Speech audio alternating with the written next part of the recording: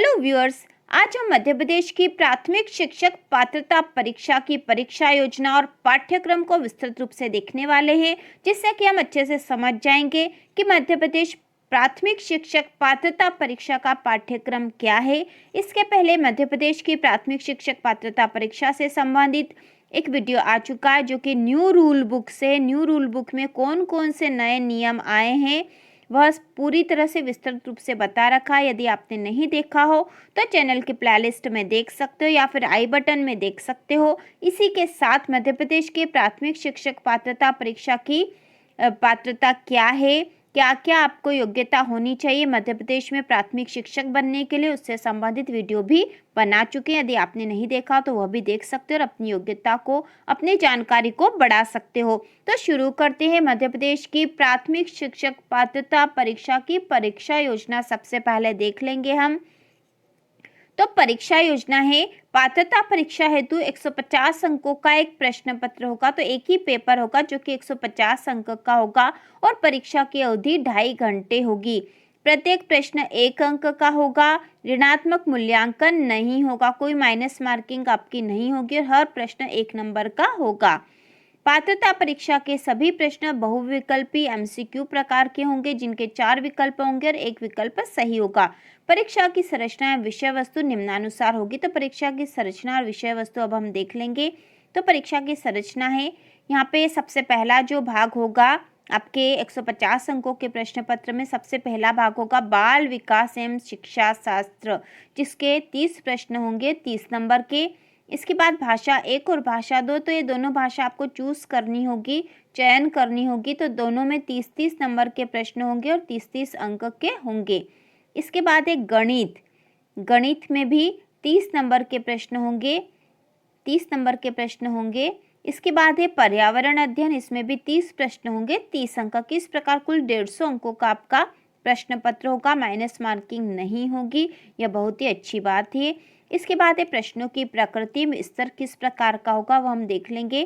प्रश्नों की प्रकृति एवं स्तर, बाल विकास एवं शिक्षा शास्त्र के प्रश्न 6 से 11 वर्ष आयु समूह के शिक्षण एवं सीखने के शैक्षिक मनोविज्ञान पर आधारित होंगे।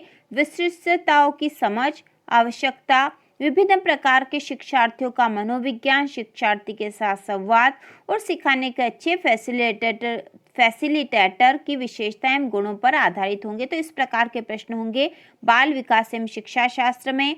इसके बाद है भाषा 1 के प्रश्न, आवेदन पत्र में चुनी गई भाषा के माध्यम में प्रवाहिता पर आधारित होंगे। ठीक है, प्रवाहिता पर आधारित होंगे। इसको विस्तृत रूप से अभी हम देखेंगे, इन सभी को विस्तृत रूप से भी देखेंगे। इसके बाद है भाषा 2, भाषा 1 से पृथक होगी। आवेदक आवेदन पत्र में हिंदी, अंग्रेजी, संस्कृत, उर्दू में से कोई भी भाषा चुन सकेंगे। आवेदन पत्र में चुनी गई भाषा के प्रश्न ही हल कर सकेंगे। भाषा 2 के प्रश्न भाषा के तत्व, संप्रेषण और समझने की क्षमताओं पर आधारित होंगे। इसके बाद है गणित एवं पर्यावरण अध्ययन के प्रश्न विषय की अवधारणा, समस्या समाधान और पेडागोजी की समझ पर आधारित होंगे। प्रश्न पत्र में प्रश्न मध्य प्रदेश राज्य के कक्षा 1 से 5 के प्रचलित पाठ्यक्रम पाठ्य पुस्तकों के टॉपिक्स पर आधारित होंगे। बात विशेष रूप से ध्यान देने की है कि जो प्रश्न होंगे मध्य प्रदेश राज्य के कक्षा 1 से 5 के प्रचलित जो पाठ्यक्रम है या जो प्रचलित पाठ्य पुस्तक है उनके टॉपिक्स पर आधारित होंगे। लेकिन इनका कठिनाई स्तर संबंधता हाई स्कूल स्तर तक की हो सकती है। तो इसका कठिनाई स्तर हाई स्कूल तक का हो सकता है, यह बताया गया है यहाँ पे। उक्त का विस्तृत पाठ्यक्रम अब हम देख लेंगे। विस्तृत पाठ्यक्रम, तो सबसे पहला है बाल विकास एवं शिक्षा शास्त्र। ठीक है, बाल विकास एवं शिक्षा शास्त्र, जिसमें से 30 प्रश्न पूछे जाएंगे। तो इसका विस्तृत पाठ्यक्रम हम देख लेंगे और फिर इस पाठ्यक्रम के आधार पर ही चैनल पर आप इसकी तैयारी की जाएगी। 3 महीने के कोर्स में पूरे प्राथमिक शिक्षक पात्रता परीक्षा की पूरी तैयारी हो जाएगी, जिससे कि आप एग्जाम में अच्छे से अंक प्राप्त कर सको और प्राथमिक शिक्षक बन सको। तो शुरू करते हैं। बाल विकास का जो पाठ्यक्रम क्या है, बाल विकास की अवधारणा एवं इसका अधिगम से संबंध, विकास और विकास को प्रभावित करने वाले कारक, बाल विकास के सिद्धांत, बालकों का मानसिक स्वास्थ्य एवं व्यवहार संबंधी समस्याएं। इसके बाद है वंशानुक्रम एवं वातावरण का प्रभाव, समाजीकरण प्रक्रियाएं, सामाजिक जगत एवं बच्चे, शिक्षक, अभिभावक, साथी, इसमें सभी शामिल है। इसके बाद है पियाजे, पावलोव, कोहलर और थार्नडाइक, इनके रचना एवं आलोचनात्मक स्वरूप। इनकी रचना से संबंधित बात है और आलोचनात्मक स्वरूप क्या है, इन जो बाल मनोवैज्ञानिक है इनके बारे में। इसके बाद है बाल केंद्रित एवं प्रगतिशील शिक्षा की अवधारणा, बुद्धि की रचना का आलोचनात्मक स्वरूप और उसका मापन, बहुआयामी बुद्धि, व्यक्तित्व और उसका मापन, भाषा और विचार। इसके बाद है सामाजिक निर्माण के रूप में जेंडर की भूमिका, लिंग भेद, शैक्षिक प्रथाएं, अधिगमकर्ताओं में व्यक्तिगत भिन्नताएं, भाषा, जाति, लिंग, संप्रदाय, धर्म आदि की विषमताओं पर आधारित भिन्नताओं की समझ, अधिगम के लिए आकलन और अधिगम का आकलन में अंतर, शाला आधारित आकलन, सतत व समग्र मूल्यांकन, स्वरूपों और प्रथाएं, मान्यता, अधिगमकर्ताओं की तैयारी के स्तर के आकलन हेतु उपयुक्त प्रश्नों का निर्माण, कक्ष में अधिगम को बढ़ाने आलोचनात्मक चिंतन और अधिगमकर्ता की उपलब्धि के आकलन के लिए। तो यह पूरा जो है इसका पाठ्यक्रम है। इसके साथ ही इसमें है समावेशित शिक्षा की अवधारणाएं, विशेष आवश्यकता वाले बच्चों की समझ, तो यह भी इसमें है। इससे संबंधित 5 प्रश्न पूछे जाएंगे। इसमें है अलाभान्वित एवं वंचित वर्गों सहित विविध पृष्ठभूमियों के अधिगमकर्ताओं की पहचान, अधिगम कठिनाइयों, क्षति आदि से ग्रस्त बच्चों की आवश्यकताओं की पहचान, प्रतिभावान, सृजनात्मक, विशेष क्षमता वाले अधिगमकर्ताओं की पहचान। इसके बाद इस समस्याग्रस्त बालक, पहचान एवं निदानात्मक पक्ष और बाल अपराध कारण एवं प्रकार। तो इन सबसे संबंधित 5 प्रश्न पूछे जाएंगे जो कि 5 अंक के होंगे। इसके बाद है अधिगम और शिक्षा शास्त्र। ठीक है, अधिगम और शिक्षा शास्त्र से संबंधित क्या क्या पूछा जाएगा हम देख लेंगे। तो इसमें है बच्चे कैसे सोचते और सीखते हैं, बच्चे शाला प्रदर्शन में सफलता प्राप्त करने में क्यों और कैसे असफल होते हैं, शिक्षण और अधिगम की मूलभूत प्रक्रियाएं, बच्चों के अधिगम की रणनीतियां, अधिगम एक सामाजिक प्रक्रिया के रूप में, अधिगम का सामाजिक संदर्भ। इसके बाद है समस्या समाधानकर्ता और वैज्ञानिक अन्वेषक के रूप में बच्चों में अधिगम की वैकल्पिक धारणाएं, बच्चों की त्रुटियों को अधिगम प्रक्रिया में सार्थक कड़ी के रूप में समझना, अधिगम को प्रभावित करने वाले कारक, अवधान और रुचि। इसके बाद है संज्ञान और संवेग, अभिप्रेरणा और अधिगम में योगदान देने वाले कारक, व्यक्तिगत और पर्यावरणीय, निर्देशन और परामर्श, अभिक्षमता और उसका मापन, स्मृति और विस्मृति। तो ये पूरा जो है शिक्षा शास्त्र है और इसमें 10 प्रश्न इससे संबंधित पूछे जाएंगे शिक्षा शास्त्र से संबंधित। तो इस प्रकार हमने जो पहला भाग था उससे संबंधित सारा जो टॉपिक कौन कौन से आने वाले वो हमने देख लिए। इसके बाद है भाषा 1 और भाषा 2 का जो कोर्स हम देखेंगे। तो भाषा 1 में यहाँ पर हिंदी भाषा है जो कि अधिकतर चूज की जाती है, हिंदी भाषा, इससे संबंधित 30 प्रश्न होंगे। तो इसमें है भाषाई समझ अवबोध, इससे संबंधित 15 प्रश्न होंगे। ठीक है, 15 प्रश्न होंगे भाषाई समझ और अवबोध पर। तो इसमें क्या क्या होगा, भाषाई समझ अवबोध के लिए 2 अपठित दिए जाएंगे। तो 2 अपठित गद्यांश या पद्यांश हो सकते हैं, जिसमें एक गद्यांश नाटक, एकांकी, घटना, निबंध, कहानी आदि से एक गद्यांश होगा और दूसरा अपठित पद्यांश के रूप में होगा। ठीक है, गद्यांश भी होगा और पद्यांश भी।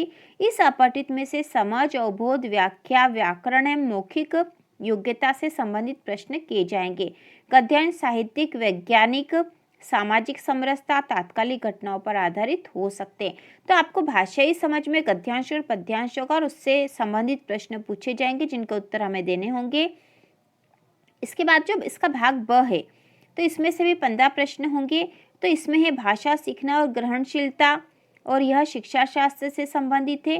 भाषा शिक्षण के सिद्धांत, भाषा शिक्षण में सुनने बोलने की भूमिका, भाषा के कार्य, बच्चे भाषा का प्रयोग कैसे करते हैं, मौखिक और लिखित अभिव्यक्ति अंतर्गत भाषा सीखने में व्याकरण की भूमिका, भाषा शिक्षण में विभिन्न स्तरों के बच्चों की चुनौतियां, कठिनाइयां, त्रुटियां, क्रमबद्धता, भाषा के चारों कौशल, सुनना, बोलना, पढ़ना, लिखना का मूल्यांकन, कक्षा में शिक्षण अधिगम सामग्री, पाठ्य पुस्तक, दूरसंचार, दृश्य श्रव्य सामग्री, बहुकक्षा स्रोत और पुनः शिक्षण। तो यह भाषाई विकास एवं निर्धारित शिक्षा शास्त्र से संबंधित 15 प्रश्न पूछे जाएंगे। इसके बाद हम अगली भाषा जो है अंग्रेजी भाषा देख लेते हैं, इंग्लिश लैंग्वेज, इससे संबंधित भी 30 प्रश्न आने वाले हैं। तो इसमें सबसे पहला है कॉम्प्रहेंशन, इससे संबंधित 15 क्वेश्चन पूछे जाएंगे। तो इसमें भी 2 अनसीन प्रोज पैसेज, तो यहाँ पे दो अनसीन पैसेज होंगे, discursive or literary or narrative or scientific with question और comprehensive grammar and verbal ability. तो इसमें भी जिस प्रकार से हिंदी में दो गद्यांश या पद्यांश पूछा जाएगा, उसी प्रकार इसमें भी गद्यांश पद्यांश पूछे जाएंगे और उससे संबंधित प्रश्न जो कि व्याकरण के हो सकते हैं या वर्बल एबिलिटी के हो सकते हैं, उससे संबंधित प्रश्न पूछे जाएंगे। इसके बाद है पेडागोगी ऑफ लैंग्वेज डेवलपमेंट में होगा learning and acquisition of language, principle of second language teaching, मतलब जो सेकेंड लैंग्वेज दूसरी भाषा शिक्षण के उद्देश्य और इसके सीखने भाषा शिक्षण से संबंधित प्रश्न होंगे। इसके बाद है language skill, listening, speaking, reading and writing. तो यह जैसे हिंदी भाषा में था उसी प्रकार से सारे जो यहाँ पे जो है टॉपिक है उसी प्रकार से role of listening and speaking, सुनना और बोलना का role, function of language and how children use it as a tool, the role of grammar in learning a language for communicative ideas verbally and in written form, challenge of teaching language in a diverse classroom, language difficulties. इसके बाद है teaching learning material, textbook, multimedia material, multilingual resource of the classroom, evaluating language comprehension and proficiency, listening, speaking, reading and writing और remedial teaching, रीटीचिंग। ठीक है, तो यहाँ पे यह जो था इंग्लिश लैंग्वेज से संबंधित पूरा कोर्स था कि इससे संबंधित कौन कौन से प्रश्न पूछे जाएंगे। उसी प्रकार संस्कृत भाषा में भी उसी प्रकार से सारा कुछ है, भाषाई शिक्षण भी उसी प्रकार का है, सुनना बोलना पढ़ना लिखना, और 15 प्रश्न जो है 2 अपठित आएंगे, उससे संबंधित प्रश्न पूछे जाएंगे और बाकी 15 प्रश्न जो है भाषा शिक्षा शास्त्र पर होंगे। तो इसी प्रकार जो उर्दू भाषा में भी इसी प्रकार से है कि 2 गद्यांश या पद्यांश होंगे, ठीक है, और उससे संबंधित प्रश्न पूछे जाएंगे और बाकी जो है भाषा शिक्षण से संबंधित 15 प्रश्न पूछे जाएंगे। तो आपको कोई सी भी 2 भाषा चयन करना है। इसके बाद है गणित, गणित में से भी 30 प्रश्न पूछे जाएंगे। तो इसका जो कंटेंट है वह संख्या पद्धति, 1000 से बड़ी संख्याओं को पढ़ना व लिखना, 1000 से बड़ी संख्याओं पर स्थानीय मान की समझ व मूलभूत संक्रिया है ना, 4 मूलभूत जो संक्रिया होती है वो। उसके बाद है जोड़ना व घटाना, 5 अंकों तक की संख्याओं का जोड़ना व घटाना, गुणा, 2 या 3 अंकों की संख्याओं का गुणा करना। इसके बाद है भाग, 2 अंकों वाली संख्या से 4 अंकों वाली संख्या में भाग देना। इसके बाद है भिन्न, भिन्न की अवधारणा, सरलतम रूप, सम भिन्न, विषम भिन्न आदि भिन्नों का जोड़ना घटाना गुणा व भाग करना, समतुल्य भिन्न, भिन्न को दशमलव में और दशमलव संख्या को भिन्न में बदलना। इसके बाद है सामान्यतः प्रयोग होने वाली लंबाई, भार, आयतन की बड़ी व छोटी इकाई में संबंध, बड़ी इकाइयों में तथा छोटी इकाइयों में तथा छोटी इकाइयों को बड़ी इकाइयों में बदलना। इसके बाद है ज्ञात इकाइयों में किसी ठोस वस्तु का आयतन ज्ञात करना, ठीक है, किसी ठोस वस्तु का आयतन ज्ञात करना। पैसा, लंबाई, भार, आयतन, समय अंतराल से संबंधित प्रश्नों में 4 मूलभूत गणितीय संक्रियाओं का उपयोग करना। तो इनसे संबंधित प्रश्न भी आ सकते हैं। मीटर को सेंटीमीटर और सेंटीमीटर को मीटर में बदलना। पैटर्न, संख्याओं से संबंधित पैटर्न को समझ आगे बढ़ाना। पैटर्न तैयार कर उसका संक्रियाओं के आधार पर सामान्यीकरण, त्रिभुजीय संख्या और वर्ग संख्याओं के पैटर्न पहचानना। इसके बाद है ज्यामिति, मूल ज्यामितीय अवधारणाएं, किरण, रेखाखंड, कोण, कोणों का वर्गीकरण, त्रिभुज, त्रिभुजों का वर्गीकरण, भुजाओं के आधार पर, कोणों के आधार पर, त्रिभुज के तीनों कोणों का योग 180 डिग्री होता है। वृत्त, वृत्त के केंद्र, त्रिज्या और व्यास की पहचान और समझ। इसके बाद है वृत्त, त्रिज्या व व्यास में परस्पर संबंध, सममित आकृति, परिवेश आधार पर समांतर रेखा, लंबवत रेखा की समझ। इसके बाद है सरल ज्यामितीय आकृतियों में त्रिभुज, आयत और वर्ग का क्षेत्रफल परिमाप, दी गई आकृति को इकाई मानकर ज्ञात करना। परिवेश की 2D आकृतियों की पहचान, मतलब 2 डायमेंशन में 2 विमीय आकृतियों की पहचान। दैनिक जीवन से संबंधित विभिन्न आंकड़ों को एकत्र करना। घड़ी के समय को घंटे और मिनट में पढ़ना तथा AM और PM के रूप में व्यक्त करना। 24 घंटे की घड़ी का 12 घंटे की घड़ी से संबंध। दैनिक जीवन की घटनाओं में लगने वाले समय अंतराल की गणना, गुणा व भाग में पैटर्न की पहचान, सममित पर आधारित ज्यामितीय पैटर्न और दंड आलेख के माध्यम से प्रदर्शित कर उससे निष्कर्ष निकालना। तो यह पूरा जो है गणित का पाठ्यक्रम था। इनसे संबंधित प्रश्न जो 15 होंगे और बाकी 15 प्रश्न होंगे पेडागोजिकल इशू से संबंधित 15 प्रश्न होंगे गणित में, और वो होंगे गणित शिक्षण द्वारा चिंतन और तर्क शक्ति का विकास करना, पाठ्यक्रम में गणित का स्थान, गणित की भाषा, प्रभावी शिक्षण हेतु परिवेश आधारित उपयुक्त शैक्षिक सहायक सामग्री का निर्माण, उसका उपयोग करने की क्षमता विकास करना, मूल्यांकन की नवीन विधियां, निदानात्मक परीक्षण और पुनः शिक्षण की क्षमता का विकास करना, गणित शिक्षण की नवीन विधियों का कक्षा शिक्षण में उपयोग करने की क्षमता। तो बाकी 15 प्रश्न इन पेडागोगिकल इश्यू से संबंधित होंगे, मतलब शिक्षा शास्त्र से संबंधित, गणित के इससे संबंधित प्रश्न होंगे। और बाकी जो आखिरी वाला एक जो टॉपिक है वह है पर्यावरण अध्ययन, इन्वायरमेंटल स्टडी, इससे संबंधित भी 30 प्रश्न पूछे जाएंगे। तो यह 20 प्रश्न किससे संबंधित, 30 में से 20 प्रश्न जो है उसकी विषय वस्तु होगी हमारा परिवार, हमारे मित्र।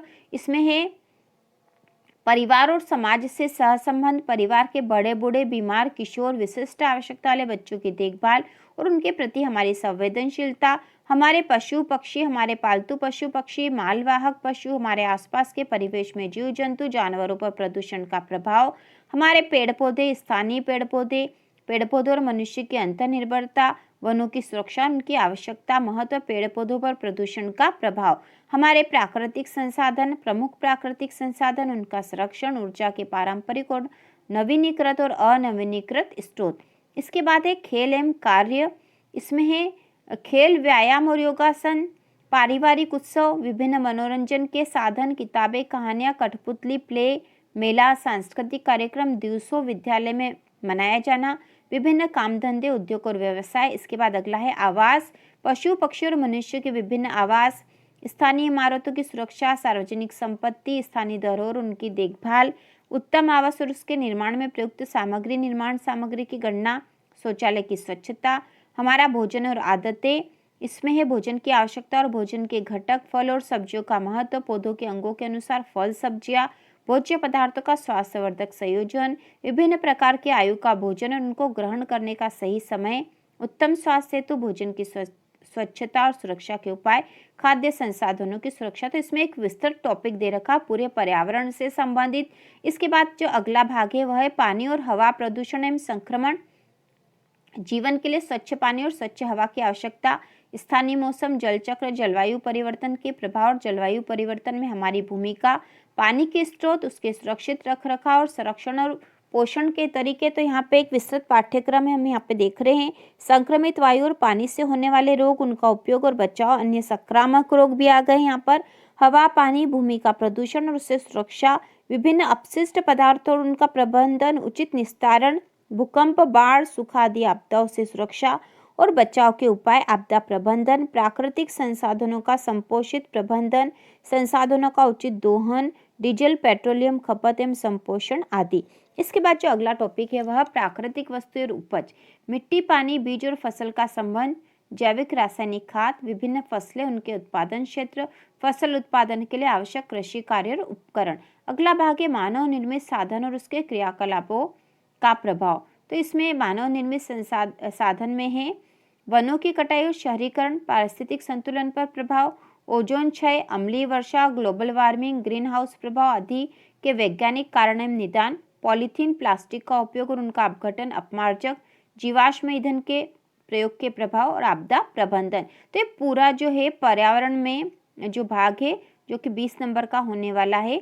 इसके साथ ही इसमें एक और जो टॉपिक था वह था अंतरिक्ष विज्ञान, अंतरिक्ष वैज्ञानिकों का परिचय, उनके अंतरिक्ष में जीवन बिताने के अनुभव, अंतरिक्ष जीवन के वैज्ञानिक तथ्य, जीवन की संभावनाएं, अंतरिक्ष ज्ञान, अंतरिक्ष खोजें और भविष्यवाणियां। तो ये पूरा कोर्स है।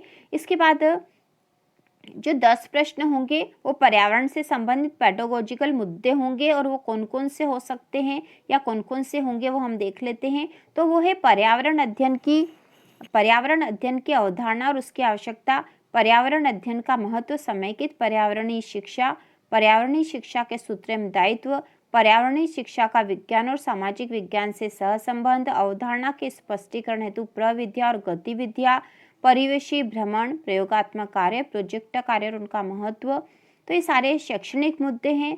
चर्चा, परिचर्चा, प्रस्तुतिकरण और समूह शिक्षण व्यवस्था से सीखना, सतत व्यापक मूल्यांकन, शिक्षण के दौरान प्रश्न पूछना, मुखर और लिखित अभिव्यक्ति के अवसर देना, वर्कशीट, एनेक्टोलक रिकॉर्ड का प्रयोग, बच्चे की पोर्टफोलियो का विकास करना, केस स्टडी और व्यक्तिगत प्रोफाइल से शिक्षा व्यवस्था है। इसके बाद है पर्यावरणीय शिक्षा में शिक्षण सामग्री, सहायक सामग्री, उसका अनुप्रयोग, स्थानीय परिवेश की पर्यावरणीय समस्या और उनके समाधान खोजने की क्षमता का विकास। तो इस प्रकार ये मध्य प्रदेश की प्राथमिक शिक्षक पात्रता परीक्षा का पूरा पाठ्यक्रम विस्तृत रूप से हमने देख लिया है कि इसमें कितने भाग हैं और प्रत्येक भाग में से किस किस प्रकार के प्रश्न पूछे जाएंगे और किस भाग में से कितने नंबर के प्रश्न होंगे। तो इसी प्रकार के और वीडियो देखने के लिए, मध्य प्रदेश की प्राथमिक शिक्षक पात्रता परीक्षा की तैयारी के लिए, मध्य प्रदेश के सामान्य ज्ञान की तैयारी के लिए चैनल को सब्सक्राइब कीजिए।